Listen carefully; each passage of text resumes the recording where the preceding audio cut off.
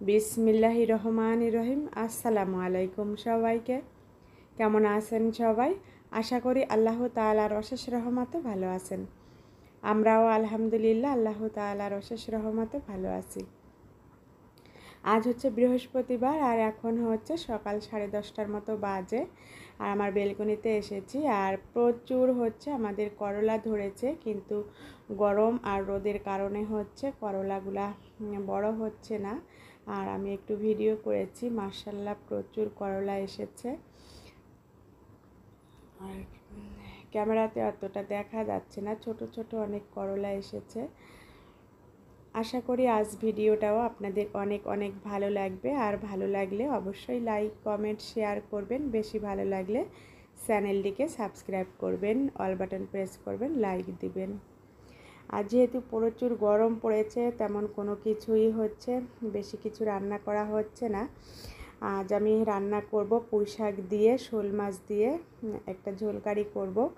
এখানে আমি শোল মাছগুলা হচ্ছে একটু ফ্রাই করে নিয়েছি, হালকা ফ্রাই করে নিয়েছি। এরপরে হচ্ছে পেঁয়াজ, আদা, রসুন আর জিরা, সাথে 2টা শুকনো মরিচ শিলপাটায় পেস্ট করে দিয়েছি। পরিমাণ মতো মশলা দিয়েছি। আর এখানে আমি পুঁই শাকটাকে কেটে তারপর হচ্ছে পরিষ্কার করে রেখে দিয়েছি। আর মাশাআল্লাহ পুঁই শাকটা অনেক সুন্দর। আর যেহেতু অনেক গরম, পাতলা ঝোল কারি করব পুঁই শাকের। মশলাটাকে একটু তেলের উপরে ফ্রাই করে মাছের সঙ্গে এখন আমি হচ্ছে একটু পানি দিয়ে দিলাম কষানোর জন্য। এখন ঢাকনা দিয়ে মাছগুলোকে কষিয়ে নিব।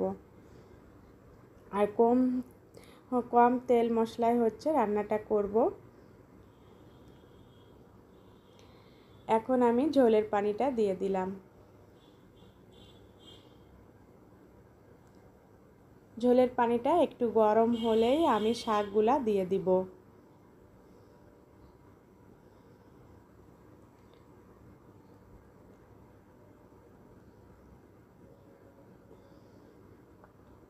মাছগুলা হচ্ছে একদমই ভাঙেনি, আলতো হাতেই আমি নেড়ে চেড়ে রান্নাটা করে নিচ্ছি। আর পুঁই শাকটা মাশাআল্লাহ খুবই সুন্দর, ফ্রেশ ছিল, একদম তাজা। আর এর জন্য ভাবলাম যে মাছ দিয়ে ঝোলকারি করি, খেতে বেশ ভালো লাগবে। আর গরমে এরকম তরকারি দিয়ে গরম ভাতের সঙ্গে কিন্তু খেতে বেশ ভালো লাগবে।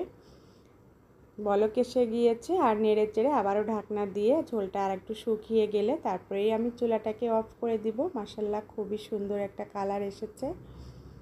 আর শাকগুলো একদমই নরম হয়ে গিয়েছে। আর একটু ঝোলটা শুকালেই আমি চুলাটাকে অফ করে নামিয়ে নিব।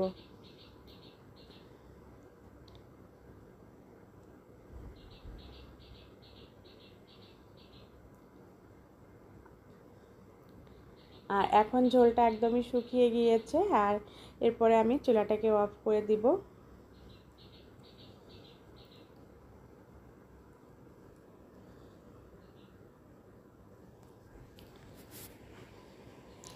আর আমি কিভাবে রান্না করি সেটাই আপনাদের মাঝে শেয়ার করি। যদি ভালো লাগে এভাবে করে বাসায় ট্রাই করতে পারেন। এখন আমি চুলাটাকে অফ করে দিয়েছি, রান্নাটা হয়ে গিয়েছে। মাশাআল্লাহ দেখতে যেমন সুন্দর হয়েছে, খেতেও আলহামদুলিল্লাহ অনেক টেস্টি হয়েছিল। শোল মাছ দিয়ে পুঁই শাকের এই ঝোল কারিটা কারো ভালো লাগলে বাসায় এভাবে করে রান্না করতে পারেন। এই গরমে এরকম তরকারি হলে কিন্তু খেতে বেশ ভালো লাগে। আর এখন হচ্ছে বিকালবেলা, তানবীরের বাবা অফিস থেকে আসার পথে হচ্ছে কিছু ফল নিয়ে এসেছে। যেহেতু প্রচুর গরমে সুস্থ থাকার জন্যই এই ফলগুলো নিয়ে আসা হয়েছে।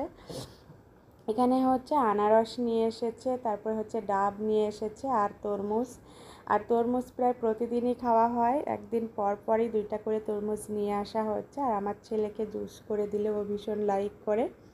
আর এখানে কিছু গরম সিঙ্গারা নিয়ে আসা হয়েছে। আজ এ পর্যন্তই, আল্লাহ হাফেজ।